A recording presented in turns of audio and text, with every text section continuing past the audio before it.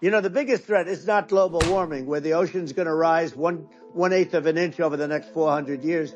And you'll have more oceanfront property, right? Here, Donald Trump claims that over the next 400 years, oceans will only rise by an eighth of an inch, which is the equivalent of about 3 millimeters, and that's not quite right. NASA reported that last year, sea levels rose by about 0.3 inches, which is more than Donald Trump says it will over the next 400 years. The Intergovernmental Panel on Climate Change have also predicted the ocean will rise by between 0.6 and 1.1 meters by 2100. By 2300, sea levels could rise by 5 meters under a worst case scenario. So basically, slightly more than an eighth of an inch. You know, we had the best economy ever maybe in the world, and then what happened is COVID came in. Having the best economy ever is quite some claim. So let's look at some key indicators comparing Donald Trump's time in office with his predecessor, Barack Obama. Trump's tenure saw 2.7 million jobs lost, whereas Obama saw employment rise by 11.6 million.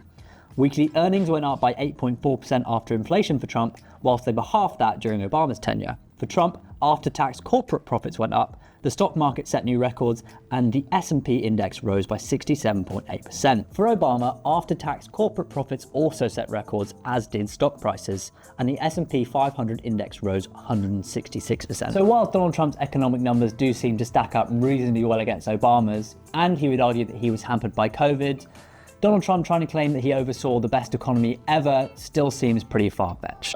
Kamala sounds like a moderate when in fact she is far left, like far left. Worse than Bernie Sanders. She is considered more liberal by far than Bernie Sanders. She's a radical left lunatic. So it is true in 2019 that the non-partisan website GovTrack ranked Kamala Harris as the most liberal senator, beating Bernie Sanders, and this was based off of her voting record. It's worth saying though that she'd been overtaken a year later on the list by Bernie Sanders, and in their last list in 2022 she wasn't included at all, and this indicates a move towards the centre of politics by Harris. For viewers outside the US, it's probably worth noting that some of Kamala Harris's policies, which could be considered as far left in America, might not be elsewhere. For example, she supported universal Medicare when she came into the Senate in 2017, which in America is seen as pretty radical, but not in the UK. But this is a massive scale because this is being done worldwide.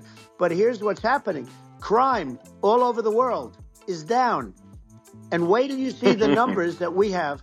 You know, this is migrant crime. There is no evidence that immigrants, including those who've entered the US illegally, commit crime at a higher rate than those born in the US. In fact, one report by Ran Abramitsky, economics professor at Stanford, found that according to US Census data, immigrants had lower incarceration rates than those born in the US over a 150-year period.